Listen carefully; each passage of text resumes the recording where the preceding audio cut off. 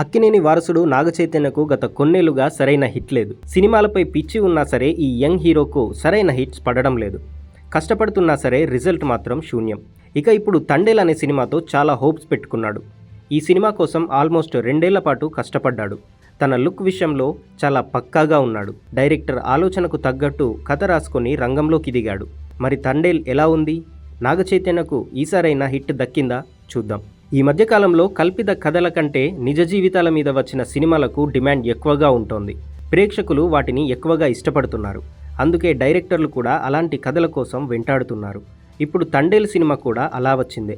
ఓ జాలరి పొరపాటున పాకిస్తాన్ వెళ్ళిపోతాడు సముద్రంలో. అసలు సినిమా బ్యాక్ డ్రాప్ అదే. అక్కడ 2 ఏళ్ల జైలు శిక్ష అనుభవించడం, కష్టాలు పడడం, అయినా సరే దేశభక్తి ఉండటం వంటి అంశాలతో సినిమాను డైరెక్టర్ ప్లాన్ చేశాడు.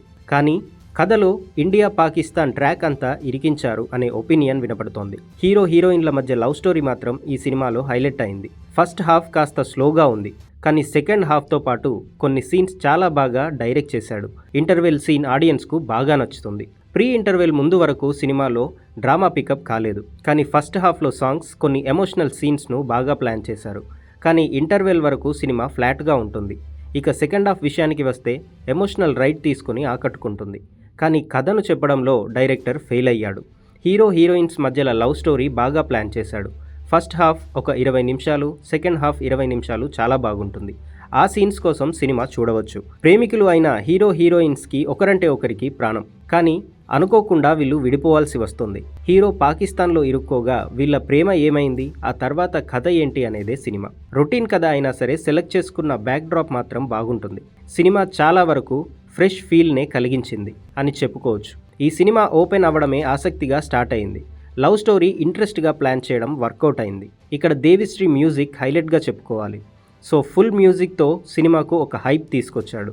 హడావుడి బ్యాక్ డ్రాప్ లేకుండా ఫీల్ గుడ్ మ్యూజిక్ ఇచ్చాడు. ఈ సినిమాకు సెకండ్ హాఫ్ ఎంత ప్రాణం పోసిందో దేవిశ్రీ మ్యూజిక్ కూడా అంతే. ఇక నాగచైతన్య నటనతో దుమ్ము రేపాడు. ఎమోషనల్ సీన్స్తో ఆకట్టుకున్నాడు. హీరోయిన్ సాయి పల్లవి గురించి ప్రత్యేకంగా చెప్పాల్సిన పని లేదు. లాంగ్ రన్ కష్టమే కానీ ప్రాఫిట్ గట్టిగానే కావచ్చు. యూత్కి సినిమా బాగా కనెక్ట్ అవుతుంది. క్లాస్ ఆడియన్స్కు ఈ స్టోరీ ఎంతవరకు నచ్చుతుందో చెప్పలేం. కానీ పెద్ద సినిమాలు ఏవి రిలీజ్కు రెడీగా లేకపోవడంతో ఈ సినిమా విషయంలో ఎలాంటి ఇబ్బంది లేదు. ఇక సినిమాలో నటుల విషయానికి వస్తే ఉత్తరాంధ్ర యాస అంత వర్కౌట్ కాలేదు. కొన్ని సీన్స్లో న్యాచురాలిటీ మిస్ అయింది. దేశభక్తిపై వచ్చిన డైలాగులు కూడా అలాగే పట్టు లేకుండా ఉన్నాయి. పాకిస్తాన్ ఇండియా పార్ట్ సినిమాకు మైనస్ అయింది. సినిమా పట్టు కోల్పోవడానికి ఒక ఫ్లోలో వెళ్తున్న సినిమాను నాశనం చేసింది ఆ పార్ట్ అనే చెప్పాలి. ఆడియన్స్కు కొన్ని సీన్స్ బోర్ కొట్టించిన సాయి పల్లవి తన యాక్షన్తో ప్రాణం పోసింది. నాగచైతన్య కెరీర్లో నటన పరంగా ఇది బెస్ట్ మూవీ అని చెప్పాలి.